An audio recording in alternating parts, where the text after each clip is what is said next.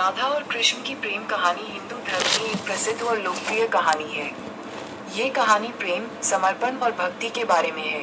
राधा कृष्ण से 5 साल बड़ी थी और वे दोनों बचपन से ही एक दूसरे से प्रेम करते थे। यहाँ राधा कृष्ण की प्रेम कहानी के कुछ मुख्य बिंदु दिए गए हैं। 1. राधा और कृष्ण वृंदावन में ग्वालों के साथ रहते थे। 2. राधा कृष्ण की सुंदरता और उनकी मुरली की ध्वनि से मोहित हो जाती थी। 3. कृष्ण और राधा एक दूसरे के साथ समय बिताते थे और प्रेम के बारे में बातें करते थे। 4. कृष्ण और राधा के प्रेम की चर्चा गांव में फैल गई और लोगों ने उन्हें एक साथ देखा। 5. राधा ने कृष्ण से शादी करने से इनकार कर दिया क्योंकि उन्हें लगता था कि वे उसके योग्य नहीं हैं।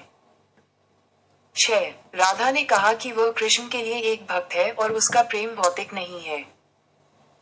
7. कृष्ण ने राधा के प्रेम को स्वीकार किया और कहा कि वे दोनों एक ही हैं। और 8.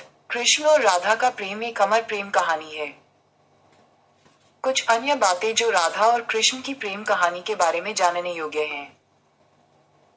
1. राधा और कृष्ण की प्रेम कहानी कई अलग अलग ग्रंथों और कथाओं में बताई गई है।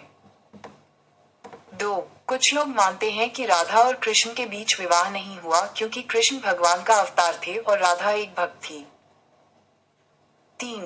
राधा और कृष्ण की प्रेम कहानी को कई अलग अलग तरीकों से समझाया गया है।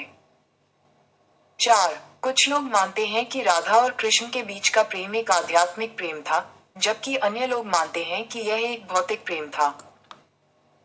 और 5. राधा और कृष्ण की प्रेम कहानी को प्रेम और समर्पण के एक आदर्श उदाहरण के रूप में देखा जाता है।